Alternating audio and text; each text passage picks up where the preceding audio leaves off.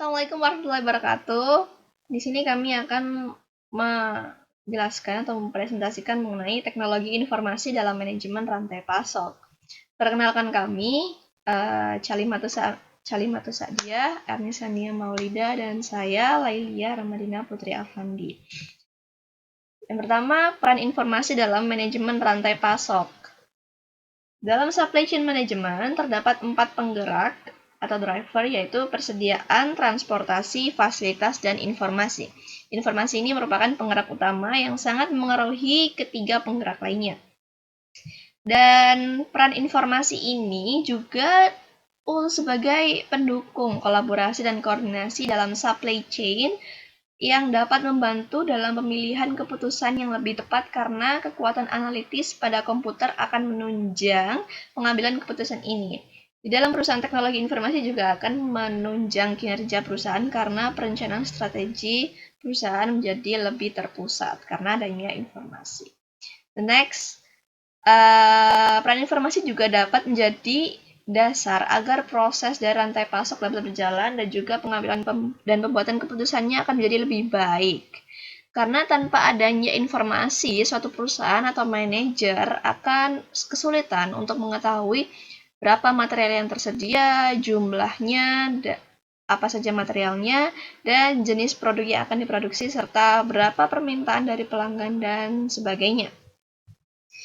Bentuk teknologi informasi dalam rantai pasok yaitu bentuknya database. Database ini perusahaan dapat melakukan sharing data untuk mengelola rantai pasok secara keseluruhan dan mengelola dirinya sendiri dalam kedudukannya sebagai bagian dari rantai pasok. Karena dalam database ini dapat melakukan sharing data secara real time.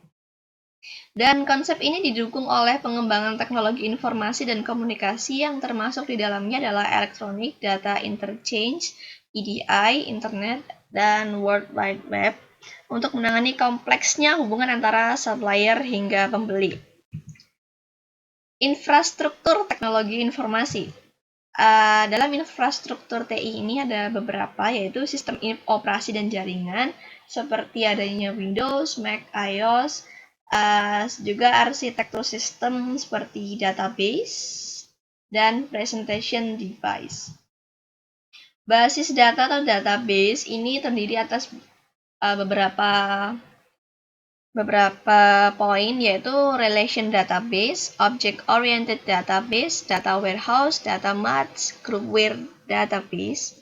Juga di dalam presentation device ini juga ada meliputi graphical user interface atau GUI untuk semua aplikasi dan teknologi komunikasi. Di antaranya ada personal computer, suara, terminal, peralatan internet, barcode scanner, PDA, internet browser, dan sebagainya.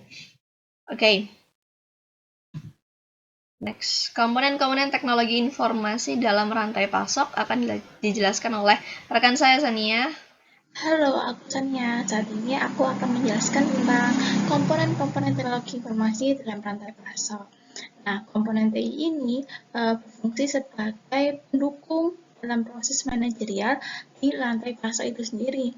Nah, komponen TI ini nanti akan berupa perangkat lunak dan aplikasi. Kita akan masuk kepada komponen-komponen TI, ada apa saja. Nah, yang pertama ada ERP. ERP ini atau yang sering disebut dengan Enterprise Resource Planning adalah sebuah paket perangkat lunak yang berusaha mengintegrasikan seluruh departemen fungsi-fungsi dari sebuah perusahaan ke dalam suatu sistem komputer yang dapat melayani kebutuhan. Jadi fungsi utama dari ERP adalah menyediakan data dan informasi baru dari sumber secara real time. Nah, ERP sendiri memiliki karakteristik berbasis klien atau server, mengintegrasikan proses bisnis, memproses sebagian besar transaksi organisasi, menggunakan basis data perusahaan, dan memungkinkan akses data secara real time. ERP tidak dapat membantu perusahaan mengambil keputusan tentang apa yang harus dibuat, kapan, di mana, dan untuk siapa.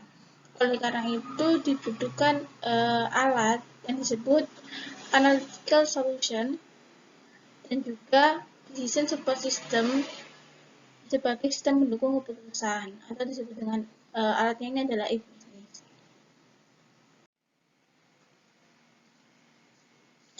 Nah, analytical tools ini yang data yang diperoleh dari ERP ini harus diolah lebih lanjut pada alat analitik atau analytical tools.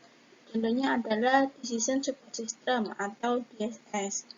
Alat analitis merupakan sekumpulan alat yang juga dikenal dengan BI atau Business Intelligence. Business Intelligence pada dasarnya merupakan informasi yang dikumpulkan oleh organisasi tentang pelanggan, pesaing, produk atau jasa, dan proses. Nah,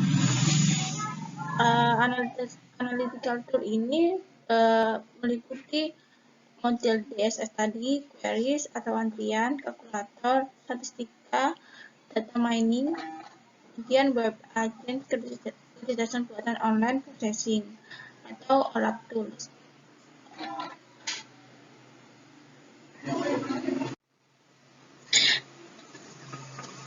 Lalu e-business ini sebagai alat untuk mengumpulkan data tadi.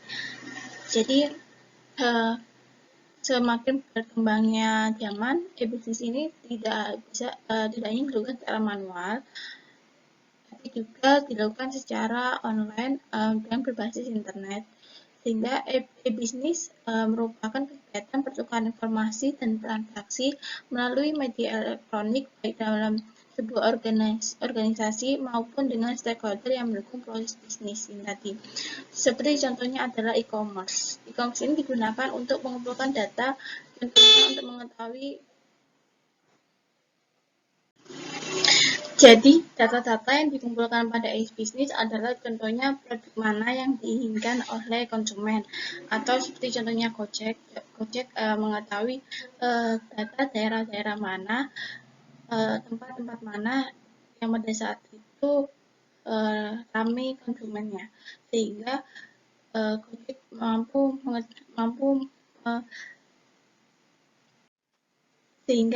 mampu merencanakan untuk driver pada daerah-daerah tersebut agar mengurangi waktu tunggu untuk konsumen.